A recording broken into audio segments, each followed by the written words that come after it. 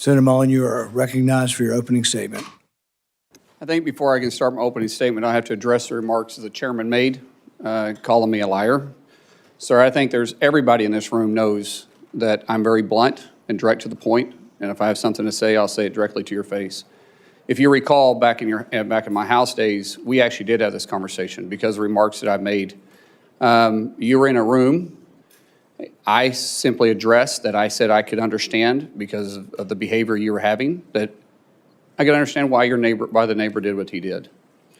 As far as my terms as a snake in the grass, sir, I work around this room to try to fix problems. I've worked with many people in this room. Seems like you fight Republicans more than you work with us. I did address those remarks. I did explain your gimmicks by the amendment you put forth. And as far as me saying that I invoke violence, I don't. I don't think anybody should be hit by surprise. I don't like that. But if I do have something to say, everybody in this room knows I'll come straight to you. I'll say it publicly and I'll say it privately, but I'll never say it behind your back. So for you to say, I'm a liar, sir, that's not accurate. And I got proof to say that because you have spent millions of dollars in my campaigns against me because we just don't get along. However, sir, that doesn't keep me at all from doing my job. I can have different opinions with everybody in this room, but as Secretary of Homeland, I'll be protecting everybody, including Kentucky, as much as I will my own backyard in Oklahoma. It's bigger than the partisan bickering that we have. It's bigger than the political differences we have. The truth is, I have a job to do, and I don't like to fail at anything, at all. So I can set it aside if you're willing to set it aside. Let me earn your respect. Let me earn the job. I won't fail you. I won't back down from a challenge. And I'll also admit when I'm wrong. I'm not perfect. I don't claim to be perfect. I make mistakes just like anybody else.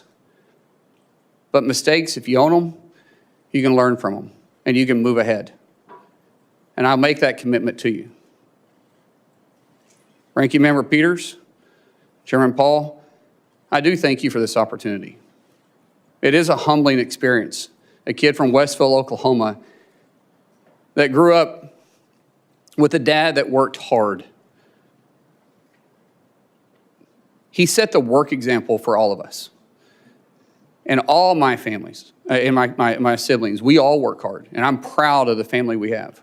But to say that a kid with a bad speech impediment would one day sit up here in front of you and be nominated to be the Secretary of Homeland, it was humbling enough to be selected by Oklahoma to be their U.S. representative when I didn't even know how to tie a tie. And 10 years later, to be able to be called a United States Senator and serve with all you guys. And I respect every one of you guys. I do. Regardless if I have an opinion about you or not, you were elected by your state, and I respect that. I may disagree with you, but I respect it because we all make decisions based on two things: the way we're raised, which never changes, and our life experiences, which constantly change. For me, to be able to have the love of my life behind me, somebody I literally fell in love with in third grade,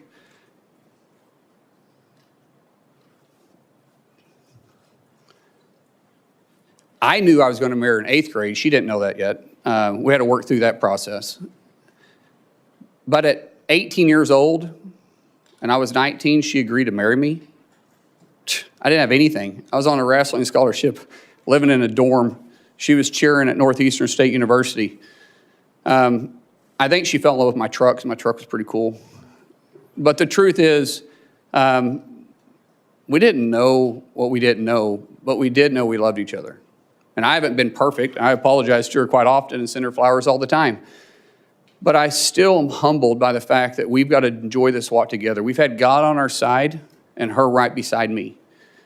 And to our 6 children who's been on this adventure with me, what an adventure it's been. We have a saying in our family: you're never going to change anything you're willing to tolerate. That's how we live our life, and that's how we move forward. And regardless of what's in front of us, we always take it on as a family.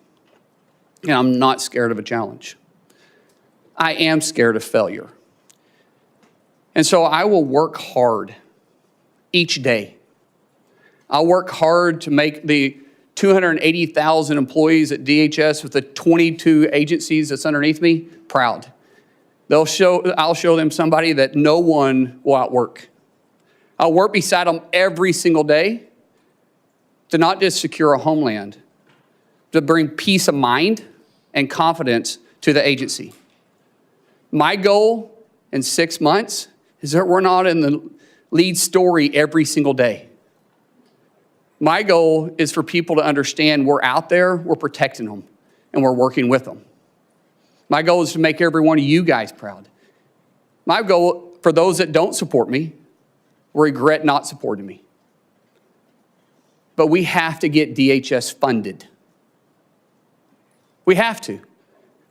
My friends, we have to set the partisan side down.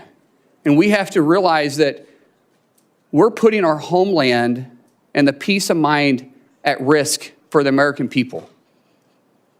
Sometimes it's political theater, sometimes it's true differences. But what we do know is that we're playing with fire. We have 280,000 DHS employees right now that are on day 30 without pay, and they're still showing up every single day to do their job. That is a dedicated group of people. And we should all be proud of them. We should all be working together, and we should all be trying to fund them. So I pray, seriously, I pray that we can get past this. That once this hearing is over and once we go through this process, I get it. I get some of it's got to be political theater. I understand it. I've had to really pray about my attitude. But I will say, once it's over, I hope we can work together and get them funded. So when I walk in, if I'm fortunate enough to be confirmed, if I walk in as secretary, that these guys are ready to go to work day one. So God bless you. Thank you so much for this opportunity, and I look forward to your questions.